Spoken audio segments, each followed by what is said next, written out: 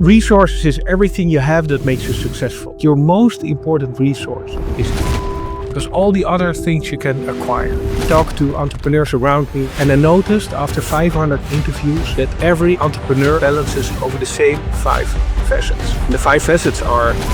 Talk a little bit about what success means to you. What I found out is... And finding that out, that's a process that takes time. Talk about planning. Planning is your understanding where you come from, where you currently are, where you're going to. If your team doesn't understand, you're not enabling them to help you. Yeah, this is Curtis Mccullom with the Curtis Mccullom Show, where we dive into the mindsets of top CEOs, entrepreneurs, and founders to share with you what it takes to become and be the best version of yourselves. You know, Bespoke Human Potential Coaching sponsors this show, and they help CEOs and founders and entrepreneurs kind of eliminate those blind spots that they've been kind of dragging around since childhood, but now they're kind of popping up, and it creates blocks that kind of keeping you from reaching your full potential. So if you feel like you're stuck and something is holding you back, please don't wait. Schedule a free call with me, a clarity call with me today, using the link below. Let's uncover what's actually stopping or standing in your way from you moving forward. By the way, if you're enjoying this show, and don't forget to like, subscribe, and leave a positive review for us. Your support helps us kind of reach other people around the world to transform their lives. This morning, I have in the studio with me Sebastian. This dude, Sebastian Hooft, I think that's pronounced. He'll fix it for me. But this young man, I'm saying young man, him and probably about the same age, so I consider myself young too. So that's a good thing. So yeah, I met him and we talked. I'm telling you, this is the guy you really want to listen to. This is the guy that you really want to probably take this podcast, hear it once, and then go back and hear it again and again, because he's going to share with some things with you that really could be life-changing. I mean, just really something that he's gone through, and he's going to talk about a little bit about his journey. You know, he's founded 20 plus companies in 15 years. That's one of Netherlands' top tech entrepreneurs, and is listed among the country's top 100 most successful self-made entrepreneurs by the Dutch Business magazine. So I'm gonna give you the floor, Sebastian. How you doing this morning, man? Yeah, I'm great. I'm so happy it's your morning. It's almost my evening here on Ibiza. So this is the evening sun I wanted to share with all your followers. Wow, that's beautiful, man. I'm telling you, I mean, that's like, you know, it's breathtaking. I love that. I think, you know, my wife, I was making her meditation tape yesterday, a day before, and, you know, part of the scenery that she wanted me to put on it was the ocean, the wind, the sunshine. She would love where you are right now, man. Yeah, it's symbolic for your listeners, because if you read my book, you will find out that I hit a wall after that 15 years of entrepreneurship. I built 20 businesses, and as you mentioned, USA Today named me one of the most successful entrepreneurs of the Netherlands. I was on the Young Rich list of Quote magazine. But when I hit a wall in 2009, I ended up in the hospital, and it took me 6 months to recover. And the breakthrough for me when I was lying in the hospital bed, and I thought, Mhm. wow, Sebastian, you can't sink deeper than this. This is absolutely the lowest point in your life you can be, doing nothing in a hospital bed. And then I thought, what would make this situation just a tiny little bit better? And then Okay. I thought, well, if this bed would be in the sun, it would make life a little bit better. And that Wow. got my brain started again. I was like, okay, how can I find my place in the sun? So Curtis and all the listeners, I found my place in the sun. It's not in the Netherlands anymore. It's in Spain, where they have more more sunlight during the year. But yeah, so if you read my book, or if you listen to my book, please remember this podcast with Curtis and me finally finding my place in the sun. Bespoke Human Potential Coaching sponsors this show. Bespoke helps CEOs, founders, and entrepreneurs get rid of those blind spots that they've been carrying around since childhood. So if you're stuck and have some blocks, click the link below for your clarity call or scan the QR code if you're on video. Let's get rid of those blinds. Now back to the interview. Yeah, I mean, you talk about how you hit a brick wall there, and how that was part of your journey. I mean, you were running all these companies, and you say you hit a brick wall. So for the listeners, kind of share with them what was the positive and the negatives around that situation, Sebastian. So from age 13, I already started in entrepreneurship. I was a young kid. I loved house music. I still love house music. And I bought records, and I made mixtapes in my bedroom. So I had this whole setup with two record players and a mixer and speakers. And every weekend, when my friends would go to raves and to parties, I would be in my bedroom until late at night, just mixing those records into mixtapes. And on Monday, I would sell them on the schoolyard, and with that earn money on the Friday afternoon. I would cycle to the record store, buy new records, and that was my first entrepreneurship. I still do that as today. I still make shows. So if you go to Spotify or SoundCloud, you can listen to the mixtapes I make. So I still do that. I live in Ibiza, which is dance capital of the world. But those were my first steps in entrepreneurship. And later in life, as you mentioned, I founded the businesses, and my claim to fame is an internet retailer. We built it from scratch to market leader in under 3 years. And Okay. when I hit a wall in 2009, I wasn't aware actually of all the processes I went through as an entrepreneur. But I'm 49 years young now, as you said. But in my youth, there was no mentor, there was no entrepreneurship program, there was no Techstars, there was no a podcast with Curtis. No, there was just me and my mixtapes, and later my e-commerce business. And after I came out of the hospital and I started to my recovery process, I went to study psychology. I went to study nonviolent communication, heart math, like all the stuff that make you better as a human being. But Right. also I started to travel the world. I visited 3 continents, 15 countries, and I started to sit in coffee bars and just talk to entrepreneurs around me. And I started to interview them. And I noticed after 500 interviews that every entrepreneur balances his or her time over the same 5 facets. Okay. And when a Dutch university asked me to give guest lectures, I got a chance to develop those into the 5 facets of sustainable, successful entrepreneurship.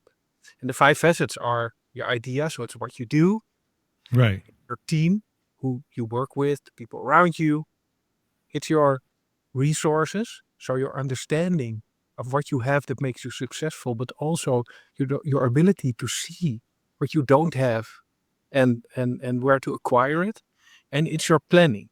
It's your understanding of where you come from, where you currently are, and where you want to go to, and your ability to move across that timeline. Not only you, but also the people around you, your team. Right. And the 5th facet was my Achilles heel.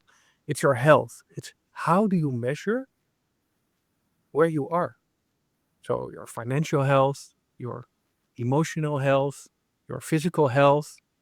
And nowadays I have for my health a whole program in place. It also has become my job to help entrepreneurs that run into a wall or in the crossroads of life to find Right. balance over those 3 things in the 5th facet. But that's basically my story, Curtis, from age 13 to where I am now. Now, so think about it now, Sebastian. I mean, we talked a little bit about what success means to you. So kind of share with the audience, about success being harmony. So kind of share your philosophy on that. Yeah, this is a really philosophical question. You can talk for hours and hours of what Well, we success don't have right, means Chavez, for but you, we don't have Curtis. hours. So What success? Yeah, I can wonder that people that are listening or watching the show right now, they go into their dig into their own minds. They think, okay, right. what does success mean for me? That's basically the question. And Bespoke Human Potential Coaching sponsors this show. Bespoke helps CEOs, founders, and entrepreneurs get rid of those blind spots that they've been carrying around since childhood. So if you're stuck and have some blocks, click the link below for your clarity call or scan the QR code if you're on video. Let's get rid of those blinds. Now back to the interview. what I found out is that I had no clue. I had no clue what success was for me. Was it that you buy a sports car, or Right. around me they just built a new villa here. You can see it from my 28 million euros. If you can buy that home for 28 million, are you successful? That's for every individual. That's for the individual to decide. But how do Right. you find out for you what success means for you? And my toolkit for that is nonviolent communication. It digs Yeah. into your feelings, Yeah. digs into what you need in life. And for me, going through that process, it took me 2 or 3 years for myself to find out what it actually was that I needed for me in my life. And for me, it's access to healthy food. It's the freedom to decide every moment of the day what I want to do, and Right. also I feel a need to have a comfortable life in the sun. And finding that out for you, Curtis, or for me, or for the listener, yeah, that's a process that takes time. There are toolkits available. People can call you, they can call me, they can go online and buy a nonviolent communication book. But Yeah. that so success for every individual is different. But if you take, like, generally, if you talk to entrepreneurs, success is measured in financial success, Correct. emotional prosperity, and health, longevity or stamina, or so you can measure your success and kind of measure through the years how well you're doing. And your financial success, super easy to manage. Everybody has an app on their phone. They have an accountant. Financial, well, through the ages, you can measure financial success. Your physical success, ah, there are tools you can. How long can you run? How much weight Right. can you lift? Emotional success, super difficult. Super Yes, difficult it to is. measure. Where are you? I did not know I was unhappy until I was depressed in the hospital, and people said, "Oh, are you suicidal?" I had no idea. Am I? I don't know. Now, if I look back, I was super depressed. But then, at that moment, I had no clue. Well, that's kind of what I do as a coach is actually help individuals kind of identify those blind spots. I call them blind spots or situations or baggage that they kind of been carrying around, and all of a sudden you hit this wall, like you hit the wall. It's because something still was you were not communicating, or you didn't allow yourself to communicate with yourself to say, hey, Sebastian, something is wrong, something is not going right. And that's so important that individuals understand those blind spots. Is like you were successful, right, every day running businesses, but something inside was not exactly what you wanted to be. 100%. And from the outside, it seems easy. I can give you an example. I've been the coach of the McLaren automotive drivers in the Netherlands. So people buy a €500,000 car, or two Right. or five or 10. And they say to the salesperson, uh, this third McLaren is not making me happy. So they would give my business card with the car, and on behalf of McLaren Automotive, they would get two free sessions of coaching with me. And it would always go like this. I'm unhappy. I have to run this business and I don't think it's exciting anymore. And I want to live a different life. And then Right. I would do provocative coaching. I would say, sell the business. How much money would you get if you would sell it? 100 million. Okay. For 100 million, you can live in freedom. You Right. never have to work a day in your life with 100 million. And still, they say, no, I can't do that. So there's something deeper. So you have to Right. really dig in. It takes 2-3 years to find out why. If you own a 100 million euro business, you're not selling it and live your life in freedom. Yeah, that's what you probably go through with your clients as well, Curtis. It's a Yeah. long Yeah. I mean, process. Yeah. yeah. I mean, and that's the part of the process is really figuring out what is it that's driving that behavior. And I've been fortunate with some of the tools that I utilize.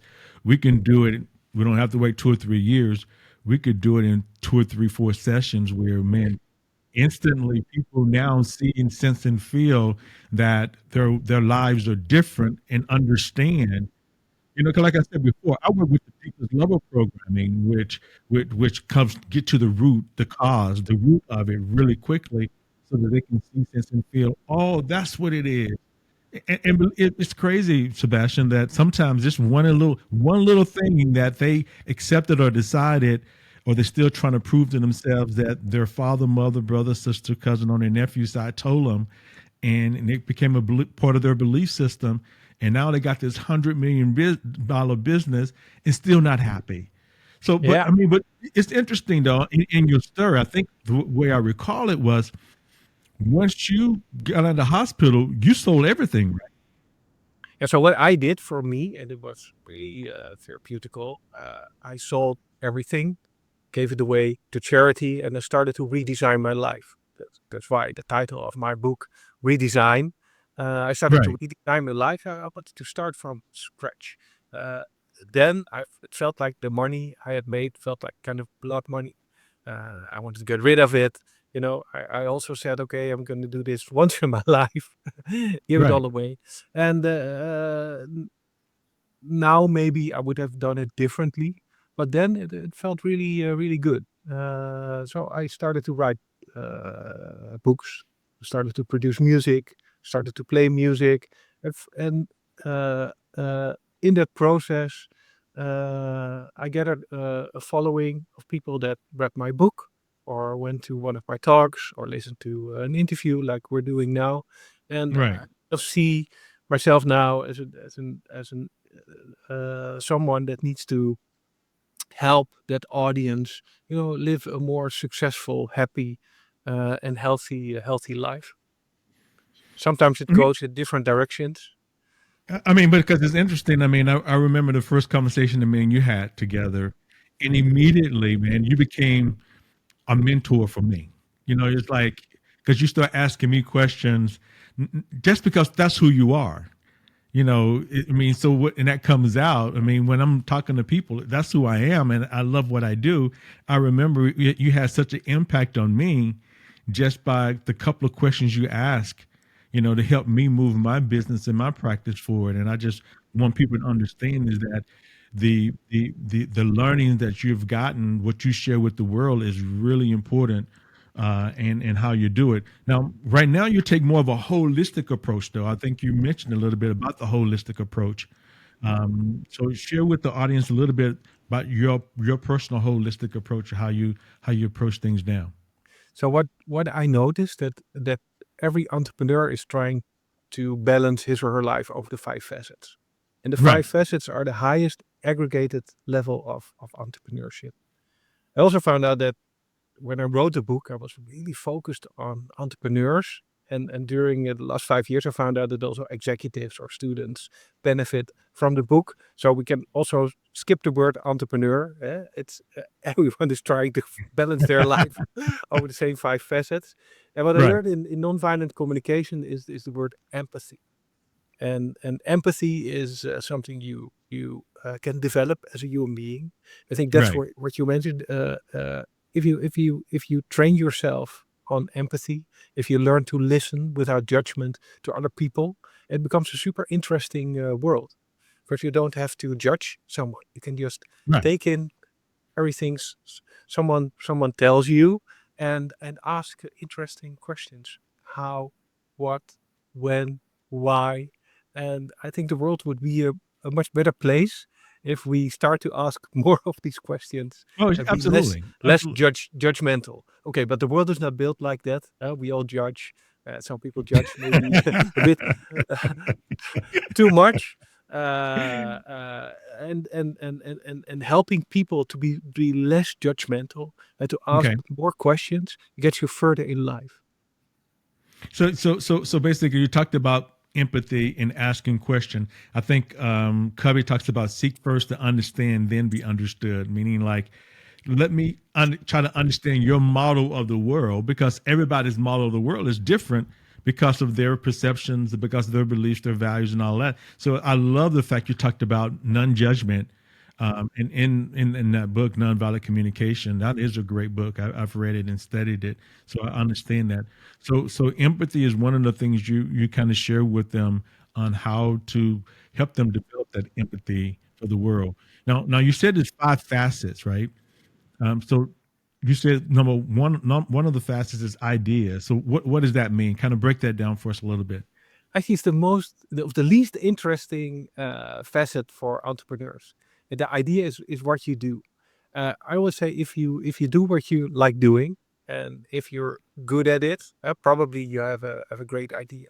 But when you Right. approach it from an entrepreneurship view, then an idea is something that develops over time. So if you talk to startup people that are coming to you with this great idea, Right. probably if you look at science, somewhere 10 years ago, a little seed was planted in someone's head, and it developed over 10 years. And now Right. you're talking to them, they want to do a startup with this idea. But if you do a startup, or if you start with an idea, you're in an uncertain situation, Okay. and you can always pivot with your idea into a different direction. However, the team you build around you is Mhm. much more important, because if you have a great team, you can always pivot with your idea. If you have a great resources, and if you know how to work with your resources and to acquire resources, it helps you pivot with your idea. So when I talk to entrepreneurs, and when I coach entrepreneurs, I always tend to focus less on the idea and more Okay. on the other 4 facets, because the idea is more is overvalued. Like Okay. if you read entrepreneurial magazines or whatever, it's always about the idea. This person started this business. Oh, look what a great product it is. Elon Musk. They always talk about the products. The rocket, the car. Right. Um, uh, but they never talk about which people he gathered around him. How great he Okay. is at moving things forward. Or maybe Elon Musk is a political sensitive topic right now. Uh, uh, uh, so I um, mean, the philosophy is still there. I mean, still, that is so important that we have teams around us to help us support us to move everything forward. And I guess because you start with an idea, which most of us start with a great idea, and we says, okay, this is the best thing since sliced bread, which maybe or maybe not. But you're saying that's not the main thing. You no. talked about the Let's say you routines you and the coach planning. someone. You coach someone. Okay. First 30 minutes, they only want to bash you with what it is that they do. I run this Yeah. business, so much revenue, and look how great my products are. And you just have Right. to go through that process, because they have to get it out of their system. But Right. then we go to the important stuff. Who do you Yes. have around you? Where do you come Mm. from? Where are you now? Where do you want to go to? What is it that you have that makes you successful? What are you missing? Do you know where to acquire it? How do you measure how financially successful you are? How well you're doing physically, emotionally?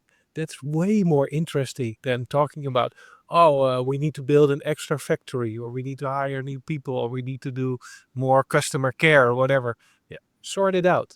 I'm more interested in the 4 other elements, because people that don't come from entrepreneurship or are not educated in entrepreneurship, if you listen to their conversations, it's always about the product and about the revenue and about, you know, what a nice car they bought, or how well they designed the interior of their restaurant. But I Right. want to know about the team and the culture. I want to know, okay, where are you going to be next year? Are you going to open 5 restaurants, or are you focus on this one? Are you even happy running a restaurant business?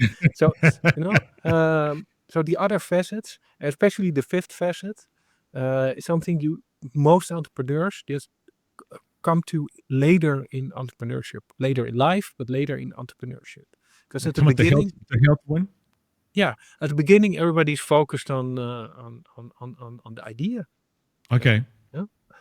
yeah, but not on going to the gym.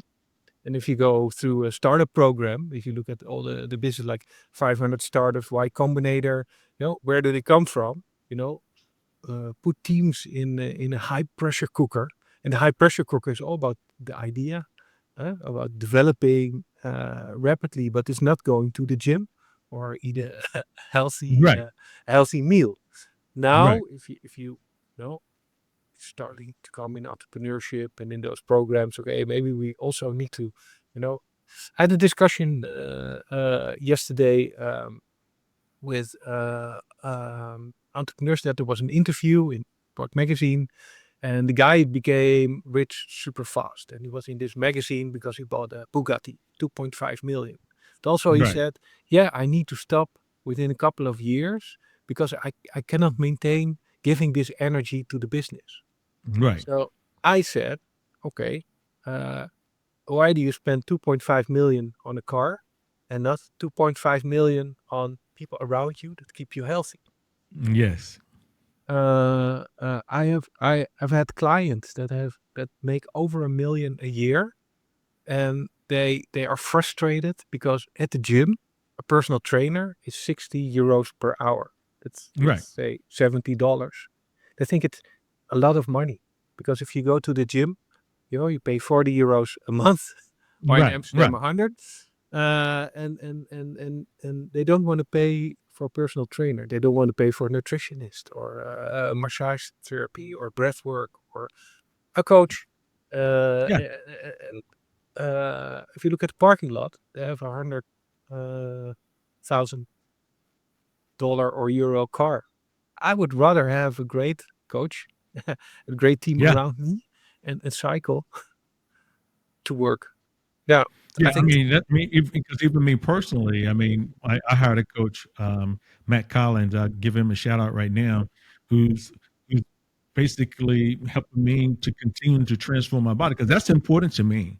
My health is extremely important. How can I show up for you? How can I show up for the world if I'm wallowing and can't hardly move and I'm just overweight and not healthy? And so one of the greatest commodities that we have is our health. So I definitely understand that one. Now, but you also mentioned routine. What do you mean by routines?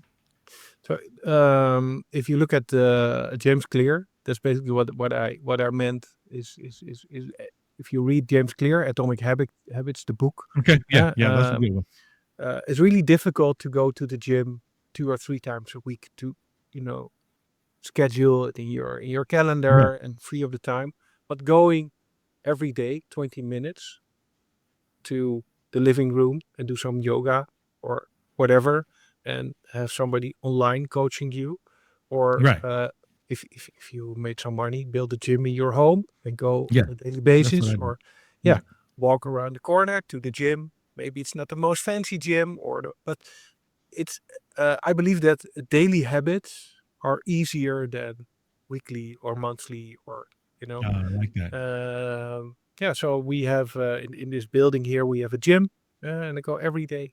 Sometimes I go 1 minute, just go in 1 minute Right. and go out, just to keep The habit. keep the habit. Yeah.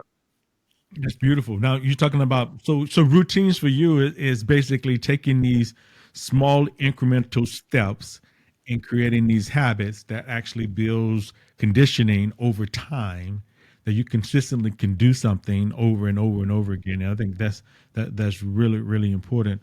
So then, kind of share with us. So we got the ideal, as you said, is the last thing, but then you have routines. Is something we can do consistently to build these habits. Then you talk about planning. So what is the planning phase for you, or in the facets of entrepreneurship? So planning is your understanding where you come from, where you currently are, and where you're going to. Okay. And it's also your ability to move over that timeline. If your team or your coach doesn't understand where you want to go to, they cannot. You're not enabling them to help you, and Right. that's the highest aggregated niveau of that fest. You can do a deep dive into planning and go into tools or whatever, but Yes. that's for everyone to sort out how you want to do it. But always make sure it's the elevator pitch. Okay. um, if you ask someone, okay, where do you come from, where are you now, and where do you want to go to, if they cannot explain it in under 1 minute, they don't know. Mm. They're making it up on the spot. So I think I better go back and do some more on that particular one. I'm taking notes myself on that one, on the planning one. So basically, we have the routines. I understand the habits, the atomic habits, and the idea, and then we have the planning where we should know where we were, where we are now, and where we're going with this. And then we have resources. Now, the resources, that's the team you're talking about. That's kind of what you mean by resources, or Resources is more than that. everything you have that makes you successful. Okay. Um, it could be a Tony Robbins training you did early on in your life, and you Right. take that package of information in your system, and it moves you over that timeline. It could Okay. be money. If you want to do a startup, probably you need money. It's people Okay. around you at your most important resource, and the only resource that is limited is time. Time Mm. is the only resource that is limited. So that's why I always talk about time, because all the other things you can acquire, money, people, whatever. You can do 100 Tony Robbins trainings in your Right. life. Every year he does 5, 6, sessions with groups. You could, but time, you're limited in your time, and Right. in the area where I live, there are a lot of retired entrepreneurs. The average age here is somewhere between 50 and 65. And if you ask them, okay, what would you have done differently in your life? They would always say, I need more time. I wish I would have understood, you know, early on in my life that time is limited. No, it's never more money or more people around me. Those are, I wish I had more time. And that's something that yeah, learning to say no, for instance. It's really Yes. important in for entrepreneurs or life. No is a full sentence. Learn how to say no. Wow. So how can they get in touch with you, Sebastian? I mean, you can mentor them, or you can share more information with them. How can they reach you, man? So if you land on Ibiza, type in my name on Google. I'll come pick you up from the airport. And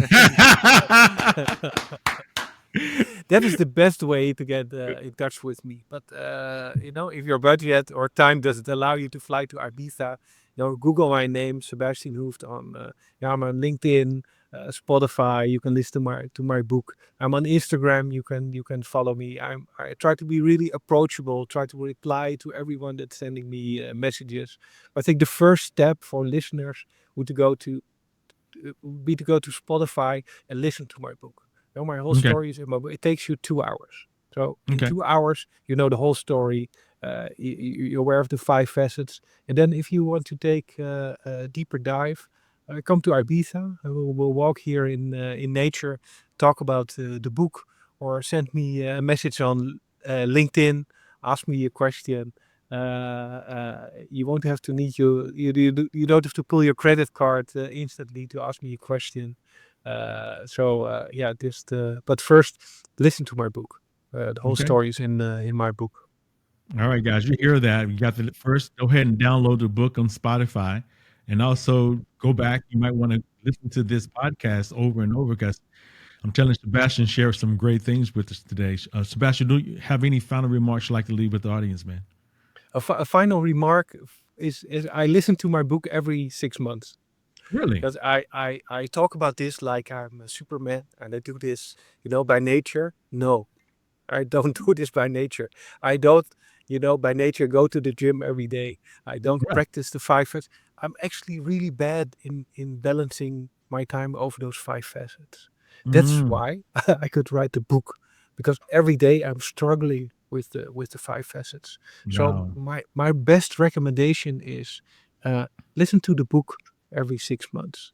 Make a Okay. little list of the five facets and just say where you are. Sometimes your idea, you're really busy with that. Sometimes it's your health. Sometimes you are building on your team. So don't try to be perfect, but every 6 months, listen to the book, write down the five facets, and just take a moment to reflect on that. How well am I doing in balancing my time up? And if you really, really feel out of balance, talk to Right. Lisa.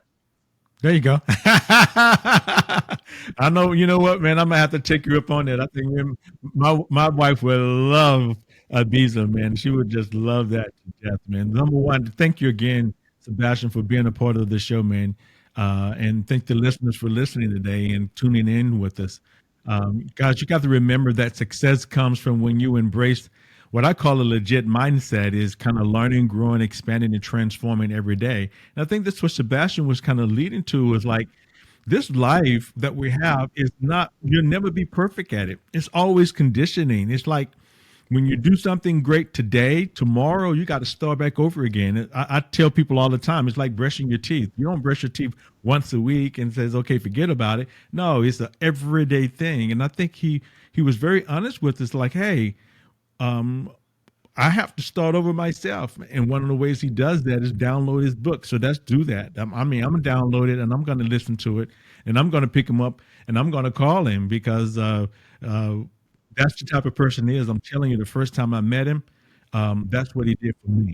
So, you know, if today's episode resonates with you and you need his help, go ahead and click on him and reach out to him if you need personal breakthroughs and you have some blind spots that kind of been holding you back. Be sure to use the link below to book your free clarity call with me. Let's unlock your full potential. That's what we're all about. That's what we were talking about before we got on the air. Me and Sebastian was like, everybody wants to do all these how-to things, but nobody wants to work on themselves to become the best version of themselves. So once again, my name is Curtis McCullom. Make it a great day, and please don't forget to like and subscribe to the show. Thank you, Sebastian, man.